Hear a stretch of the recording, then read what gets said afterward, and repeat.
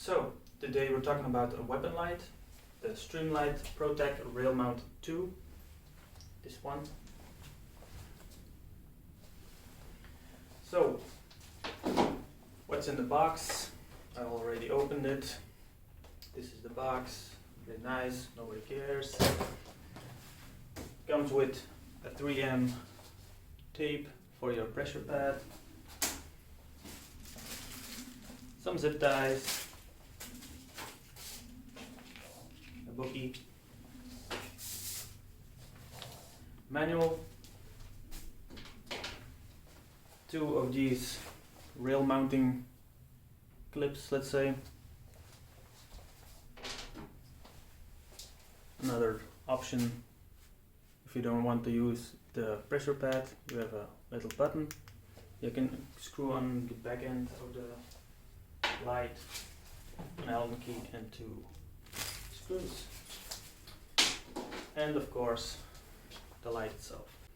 It also includes the batteries, CR123As. Dimension wise, the length of the light is 14.8 centimeters, the width is 3 centimeters, the pressure pad is 10 centimeters, and the cable length is 18 centimeters. So let's talk about the output of this Protac Rail Mount 2 weapon light. This has a lumen of 625 and 22,000 candela. For people that don't know what candela means, it's the brightness, let's say, of the focal beam. So what's a focal beam? Let's turn it on. This is your cone, this is your focal beam. So the intensity of this focal beam is 22,000. So this, when you know this, you know that this is more for an outdoor situation than a CQB situation. Why is that? If you want to enter a room and you want to blind your opponent, let's say, you really need to put this focal beam onto the head of your opponent, and that's not super ideal. So this is more for outdoor. If you want to point a light far away into a forest, let's say, it's possible. Also with the width of this cone, it's also not ideal for CQB situations because you're illuminating, the chance of illuminating your team members is bigger than you have a smaller cone, like for example the Streamlight RM2. If you compare them,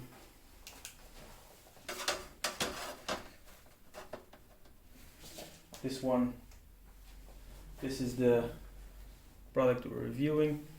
This is the RM2. This has a candela of 22,000, and this one has a smaller cone but has a 10,000. So this one is more ideal for CQB situations. So you don't always have to point the light straight into the face of your opponent, let's say, to blind them. You can more likely put your weapon more down and still blind them than this. Here you really have to get this focal beam in line with the eyes of the enemy. So you always have to point the focal beam exactly on the head. Not such an ideal situation, because if you're holding your weapon constantly at eye height, you're blocking a little bit of the view of the room. So it's better that you can keep your weapon a little bit down and still blind the opponent. So this is more CQB situation, this is more outdoor.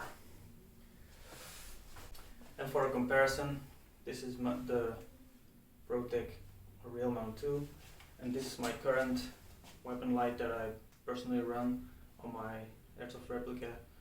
It came with the gun when I got it second hand. It's a Chinese Surefire replica, but in comparison,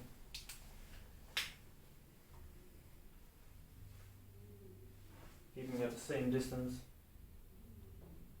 it's noticeable. Yeah. So, that being said, I'm getting me one of these. So, how do you work with this thing?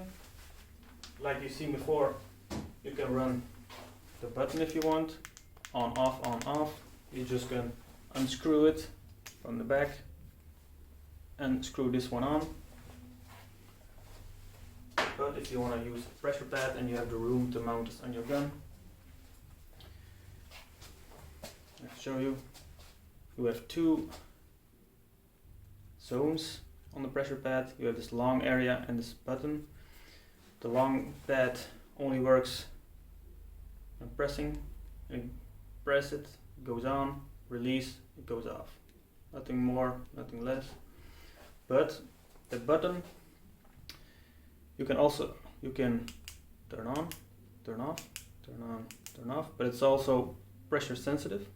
So I'm not pressing it completely, but you can strobe with this by hand if it's necessary. So, nice function. Press it, release it, press it, release it, or dip. Now that I showed you that you can strobe by hand, doesn't mean that you need to do this, because this light comes with a strobe function. How do you activate the strobe function? Because now it's only on off, or like this. It's programmable. You can enable it with the 10 step. What do I mean with a 10 step?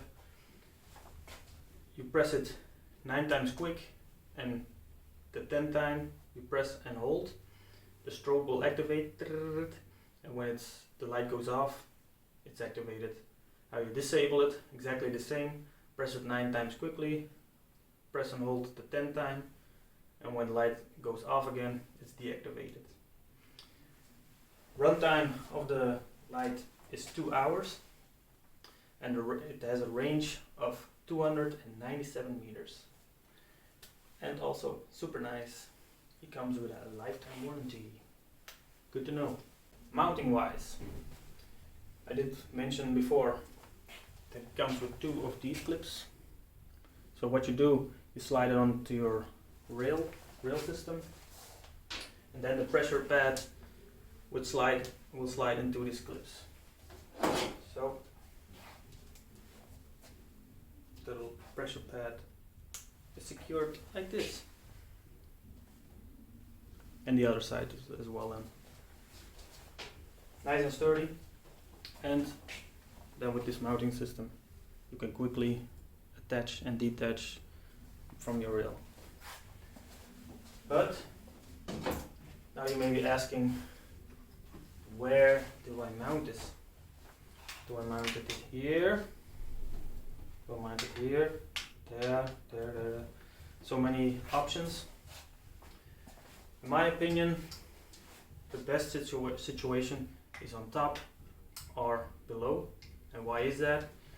Let's say you mount your light to the left side of your weapon, and you're pieing a corner, and your barrel is already pointing into the room, but your weapon light is not, and you want to illuminate the room.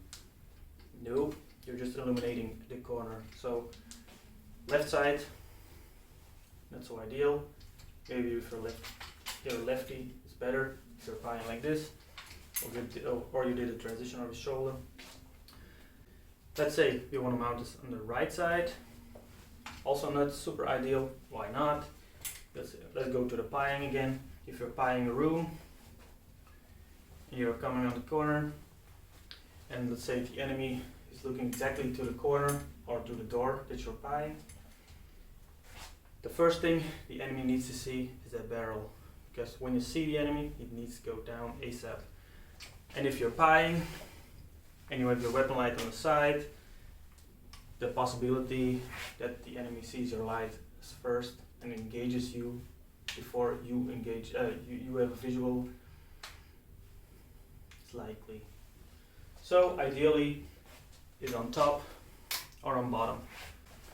But on my personal setup, I also run it on the right side because my rail has a back box and pressure pad on the top for easy access. So yeah, but ideally it's on top or on bottom.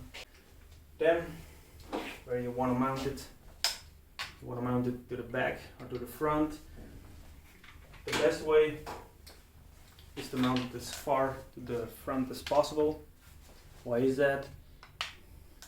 If you mount it here, let's say, there's lots of light that goes inside to the gun, and that's a loss of light.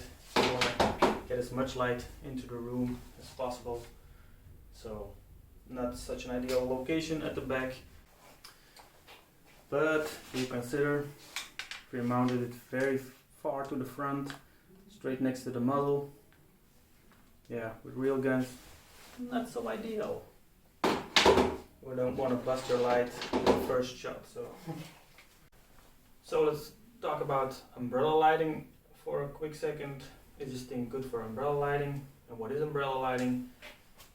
Umbrella lighting is when you need to illuminate, let's say, a part of the room to see something. You don't want to, and you run a team, let's say 5 people, you don't want to cast the shadow of your complete team into the room so that the enemy can see your shadows of your team members.